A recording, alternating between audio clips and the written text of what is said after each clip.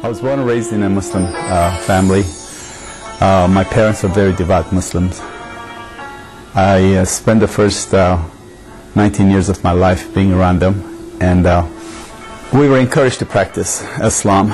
So like most of kids my own age, I tried to do the prayers, to learn all the phrases in Arabic. We studied the Quran for 3 years of high school. We were taught to revere God, Allah, and we grew up believing that there is only one God and He is the Creator. You get to heaven by your good deeds. However, you don't know how much good deeds you have to do to get there. You're constantly questioning what's going to happen when you get to the other side. But as a young man, I wasn't so much concerned about heaven and hell at the time, because young people don't think about dying very much. However, you do think about this God who we're raised to feel that if you're happy, He will sure find you and make you unhappy. So you have to live in such a way not to provoke Him to anger. So you live in a constant fear of don't laugh too much, because He will make sure that He will stabilize you. And if you're sad, He'll make you happy. But mostly it's sadness that covers that part of my life that I remember. That being sad was a good thing. It's being happy that you started to question whether God was going to get you or not. Although it's unusual for a Muslim to pray directly to God, I would ask Him every night to make me angrier, and that helped me not to ever smile or laugh. Muslim families are very close-knit. Leaving your family is not an easy thing to do. So when I had to leave my family to go to school, that period of my life became the hardest time of my life. Education brings honor. The higher your education, the more honorable you are. And that's why majority of Muslim families have their kids in college, or they're insisting that they'll go to college. You have to have a degree pasted on the wall somewhere. I wanted to become an engineer. So when I left my parents, I went to college, and I wasn't doing well. My grades were very bad. As hard as I studied, I could not live up to the standard that the culture had made for me. Not my parents, but the culture. My poor parents really didn't care as long as I was happy, but I had put that upon myself. And the first 2 years being away from them was very, very hard time, to the point that because we come from shame-based culture, anything that creates shame needs to be removed so the honor can be restored. That's why you see parents killing their own children who have done something wrong, because they have brought dishonor on the family, so now they have to restore it by removing that which has created the dishonor. I was creating a dishonor for my family with my bad grades, and I hated myself, and I wanted to kill myself. I came to the point of the thought of dying was the most soothing thought I had. Very depressed and suicidal. I was too chicken to put a gun to my head or do something crazy, but if someone was to do that for me, I would have been very happy.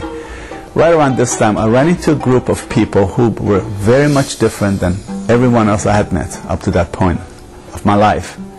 There are two things I always wanted: peace and joy. It wasn't so much the lifestyle was very radical than everyone else, but it was something that would emanate, that would just come out of them.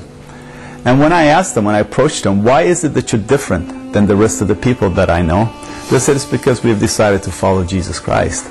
Well, that was a very offensive answer to me, because as a Muslim, how can a second-class prophet give you that peace of joy when my last religion and Allah and the Quran and Muhammad cannot give me that peace?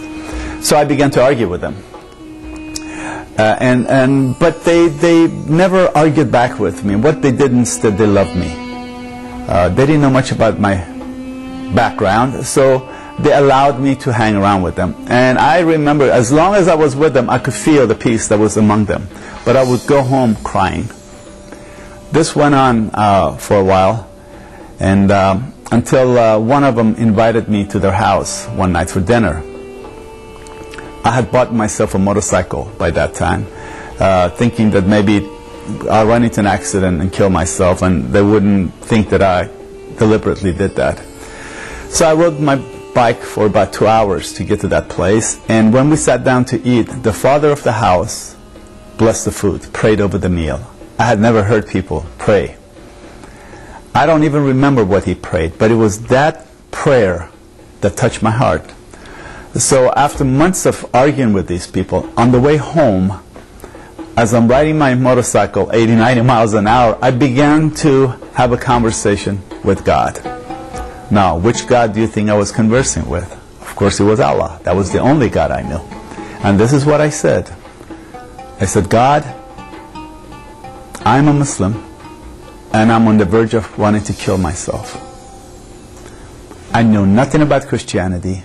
I know nothing about Christ. In fact, everything I knew as a Muslim about Jesus was exactly the opposite of what these people believed. He wasn't divine. He never died on the cross. He wasn't the Son of God. So I said, Jesus, if you're really who these people tell me you are, please understand, I know nothing about Christianity. If you're really who these people tell me you are, I will accept you. I wanted him to remove my shame, and good grades would bring me honor. That's what I wanted them to do. I had no idea about Christian theology. I just knew if anyone could get me out of the mess I was in, it would be Jesus. And this was the extent of my prayer and the knowledge I had of him. I find it interesting that I prayed to Allah and Jesus came up. The next day when I went to school and asked a friend, how does one become a Christian? He said, all you need to do is to invite Christ into your heart. I said, I did that yesterday. What else do I need to do?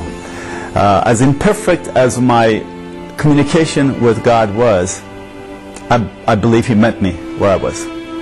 Once I decided to follow Jesus, the next step was to learn more about him, which was reading the Bible.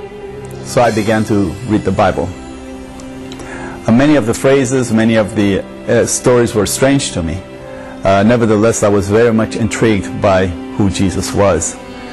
I'm so glad in a way that no one tried to put words in my mouth. No one told me what to do. It was all by the direction of God through Jesus, what I was supposed to do next. So I came to the conclusion that I needed to get baptized. And so a few months after I had become a believer, I got baptized. As I got to know Jesus, I realized that good grades were not that important anymore. One night as I was lying down on bed, I had just finished about Jesus walking on water. I began to think about my future, and I heard a voice saying, son, don't you think that the man who walks on water can also take care of your grades? Now I had hope. Now I had the peace and the joy that my friends had. Now I knew I could deal with the problems that were facing me. I knew that although my problems were real, that Jesus was able to walk me through it. It wasn't so much that he was going to solve all my problems, but he was going to be standing there with me. I didn't have to solve and face these problems by myself. I used to have an ulcer. And once I began to follow Christ, gradually, because that power of shame was lifted, because that weight on my back, that yoke was taken away by Jesus, then eventually my stress went away, and the pain of ulcer went away, and God healed me. But it's a process, and the more I got to know him, the greater the peace got. To the point today that I realize life is full of problems, but I have hope that I'm not facing it alone, and if I never have an answer, I still trust that God is in charge, that he is not taking it out on me, and he is not trying to punish me for something, but in fact he is with me to help me face the problems of life. I was flying from Syria to Lebanon. I sat next to a Arab gentleman, and we began to converse. He was a Muslim, and I told him about what a friend of mine had told me in Jordan. This is the story that my friend told me. He said his next door neighbor shot his own sister on the street 7 times during the day, with everyone witnessing it, and he waited until the police showed up, gave him his gun, and they let him go. because it was honor killing.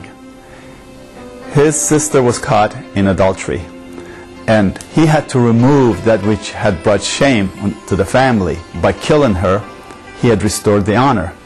And I asked the Arab gentleman sitting next to me, I said, do you think the man did the right thing? And he said, oh, by God, yes, of course. I would have done the same thing myself. I said, have you ever done anything to bring shame on God?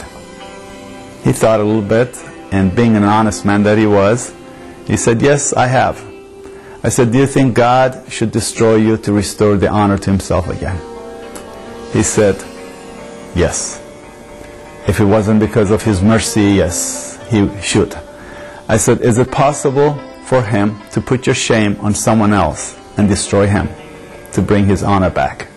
He thought a little bit. He said, it's a possibility. I said, what if he did that with Jesus on the cross? That was just a question. I did not expect an answer from him. I think one of the things that my friends have to realize, again, this is a process. What our job is to share the good news of Jesus with people. It is God's job to take that seed and cause it to germinate in their lives. I think my suggestion to my Muslim friends, the same thing. Give Jesus a chance. I would like you to ask yourself, who's going to remove the shame that I'm dealing with in my life? Jesus died on the cross so he can remove you from the place of shame to a position of honor, so that you can have the honor that God would like you to have with him.